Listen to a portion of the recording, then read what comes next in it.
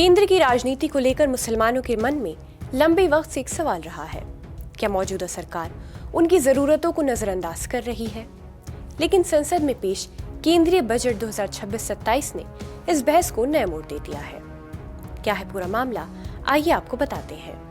आदाब, मैं हूं आपके साथ अमीना माजिद और आप देख रहे हैं आवाज वॉइस। कुछ साल से कई सवाल अल्पसंख्यक समुदाय के साथ जुड़े रहे हैं।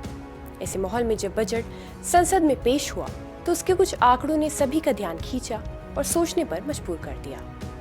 बजट में अल्पसंख्यक मामलों के मंत्रालय के लिए बढ़ा हुआ आवंटन न सिर्फ एक संदेश देता है, बल्कि ये भी दिखाता है कि सरकार की प्रायोरिटीज में माइनॉरिटीज का विकास अब भी शामिल है। केंद्रीय वित्त मंत्री निर्मला सीतारमण द्वारा पेश किए गए बजट में अल्पसंख्यक मामलों के मंत्रालय को करीब 3,400 करोड़ रुपए आवंटित किए गए।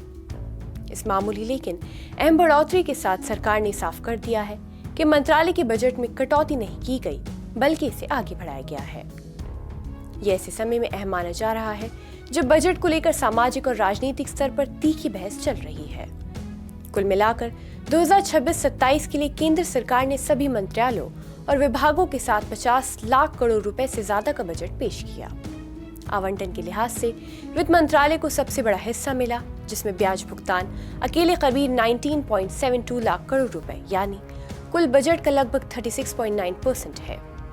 इसके बाद रक्षा मंत्रालय को 7.8 लाख करोड़ रुपए का आवंटन किया गया।